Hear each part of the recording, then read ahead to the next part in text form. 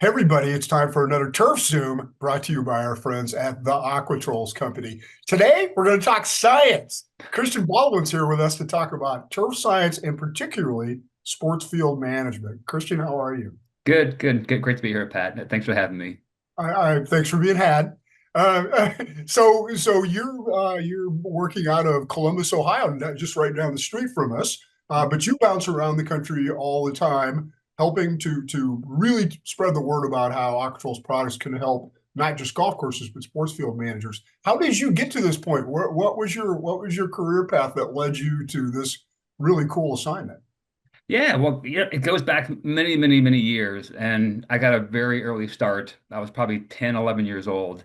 My dad managed sports fields, really as a second career. He kind of stumbled into it, managing a local soccer complex that I played at. Terrible fields, started filling in the low spots and doing some sod work, and then we met a salesperson, and that's really when we learned about herbicides and Yeah, nutrition and top dressing and aerifying and all those things. So I really learned turf management really at a really very young age. I loved it, and I wanted to go be a sports field manager. That's what I wanted to do. But I was like, I wanted to get a master's degree because I wanted to understand where products came from and kind of that part of it. I didn't really understand it, but I learned very quickly after my first trial or two that boy, this is where it's at for me. And that was 20 plus years ago, and here I am still doing it. And I think back to one of the very first trials I did, if you can believe it, was in the lab doing MED water droplet test for a company called Aquatrols. yeah. So kind of a full circle moment. But went to Clemson, did the master's PhD route there, and had the opportunities to really work in a variety of settings, from being a professor at Mississippi State University to the professional seed with Jacqueline Seed Simplot, Right. to consumer lawn and garden with the Scotts Company, which brought me here to Ohio. And I've been with the Aquatrols now for almost 2 years, which is hard to believe. And so it's great to be back in the professional setting here at Aquatrols. Yeah, but that was a good background coming from the Scotts Company. The Scotts Company, used to be an enormous presence in the professional market, but they're so smart and they do things so well. What were some of the things you learned working there that you still think about every day? Yeah, well, it's ironic you mentioned Scott's is present back in the pro days because that was the salesperson we met back in the late 80s, early 90s was from Scott's, Sure. oddly enough. But look, again, I spent 7 years at Scott's and learned a lot of things, but you really learn really the business side of really kind of launching products and what's that innovation process. There's so many things going on.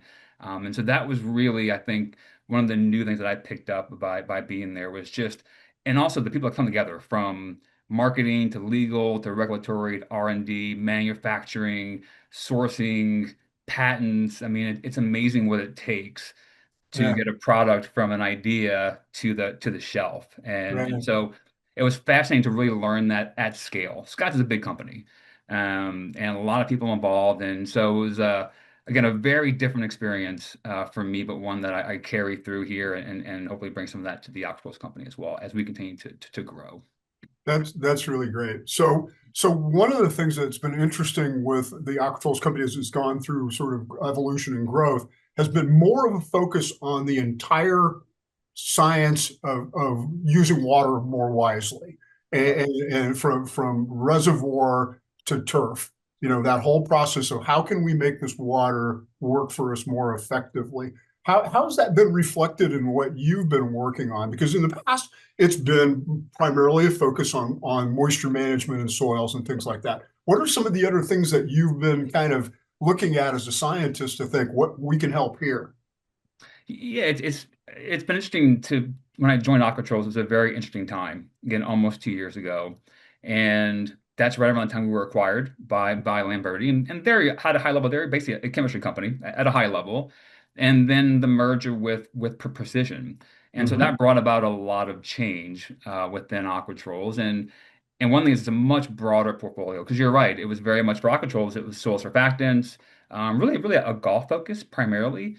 Yep. But now it really is really all things water is really kind of what we have become with this new look Aquatrols company, whether it's water and your tank, your spray tank with buffers and pHs and those kind of things, adjusting to in the air, like drift reduction agents, to on the leaf, to in the soil. So it really is from, the sprayer in the air to the target and in the soil. So we've really become the industry's partner and really in all things water and what a cool thing to be a part of. Because I mean, what other resources more important or equally as important that we manage than water from Yeah. all aspects. So it's been a cool thing to be a part of and to watch us grow and to continue to grow as well in that area. Yeah. So I think that a lot of us, when we think about sports turf, we think about the professional ballparks and the baseball teams and the emerging soccer programs that are developing and what's going to happen next year with FIFA and all that stuff.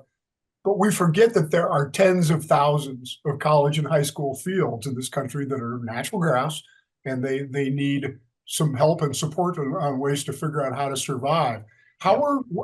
How are you beginning to have that conversation with sports field managers about why water management is so important?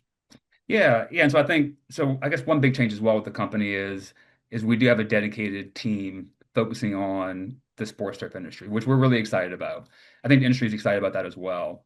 And I think one of the biggest things it's education.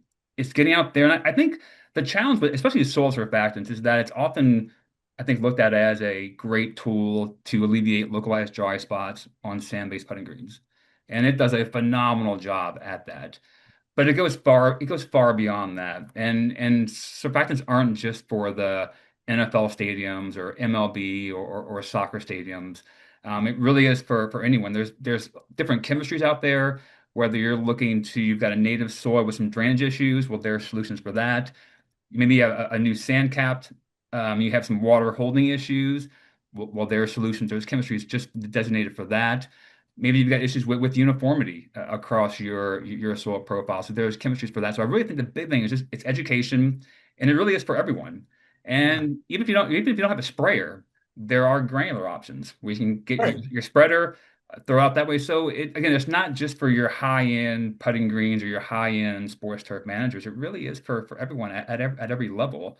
So I think that's our biggest start is really education and hear really the value and the benefits of using this technology. What percentage of sports field managers that are, kind of SFMA level, what percentage of them do you think are currently using some sort of water management products? Yeah, I think they're probably using like a non-ionic surfactant, if I had to guess, to put in with like the herbicides type of applications. This is a tank mix program, Take mix and program, yes. I think from a true soil surfactant program, I don't have the numbers, but I'm guessing it's not as high as what it should be. I think if you were to compare golf and sports, I think the usage is a lot higher in the golf world than sports world, if I had to guess.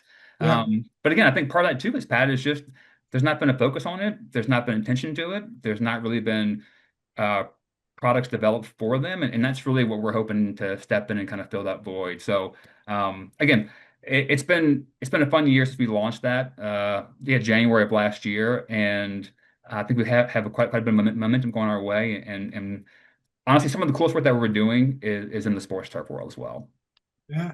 Yeah. It's really a neat thing to see that happening. And you and I were talking beforehand about kind of our hope and dream is that the FIFA soccer presence in the United States next year, which demands natural turf, is going to, I think, stir up some interest. What do you expect from that whole thing? Do you hope that it does shine a light on natural turf and the importance of healthy turf and to athletes and performance and to safety? Yeah, I think regardless of where you are in terms of what level of field you're managing, whether it's the high-end professional leagues or college or high school or municipalities, the World Cup coming to America in terms of dollars into research and development it's huge and it will trickle down. It isn't just a World Cup thing. It isn't just those select fields in Mexico, Canada, and in the US. It will definitely trickle down into all levels of athletic field management. So I think it's a really, really big deal. I think it's accelerated the focus, the knowledge that we're going to gain from everything, not just surfactants, but nutrition and herbicides and playability. I think it's really significant what we're going to see. And I think hopefully, if we can pull this off next summer, a successful World Cup, players are happy, it plays really well. And I think it demonstrates that, look, even these high-end facilities, you can have your synthetic turf and you can have your concerts and you can play it, you can have something on it every single day if you want to, but you can have natural grass for the actual game days. 'Cause at the end of the day, athletes want to play on natural grass, I think, for Yeah. the most part. Yep. And so again, it's a big deal, I think, for everyone. I think everyone in the turf industry, but it really will benefit the sports turf manager, I think, at every level here in this country. As I understand it, there's a dozen or so stadiums that are going to have to convert over, and that a percentage of them have already said we're going to stick with natural grass. So that's kind of already a win to see more high-profile professional stadiums switching over. But we still have a lot of work to do to get AstroTurf out of Jerry Jones's hands and a few other places. They don't want to change. They don't understand the business. And I think you're also fighting a thing, and I remember this at the high school level when I was involved with high school sports with my sons, that they loved natural turf because it held paint and the logo looked great in the middle of the field. It was all about visuals and all about the appearance and stuff. And not enough conversation about player safety or about heat. So hopefully we'll get to that. So Yeah. when you think about right here in Ohio, right, for example, in sports field managers. I'm not too far from John Carroll University, right? And so these are schools that have maybe a groundskeeper, maybe a head groundskeeper, and a couple of people on the team. When you think about the portfolio that the Aquatrols Company has now with the precision products and everything else, what are some things you're likely to suggest they take a look at? Yeah. I think when we think about the goal of, I think, any athletic field manager, I think their goal is to provide a surface that is predictable and consistent. Whether it's soccer, baseball, where the ball's on the ground, and you want to make sure when that ball bounces, it's going to bounce a foot or 3 feet. It's consistent, and you know what's going to happen. It's predictable. I think as well as when your athlete's making a move or maneuver, their plant foot, that they're confident that that foot's going to hold and the surface is going to hold. And so kind of good playability. And obviously the genetics matter, the weed control program matters, diseases, insect, those all matter. But at the end of the day, the foundation is of those fields is the soil ultimately and uniformity in the soil. And moisture often dictates what's going above and the kind of above ground playability. And so I think one thing soil surfactants can do for sports turf managers is help really create a consistent and uniform moisture in those soils. And when you think about when you have that, that's going to help anchor those roots. It's going to help with the strength of the surface.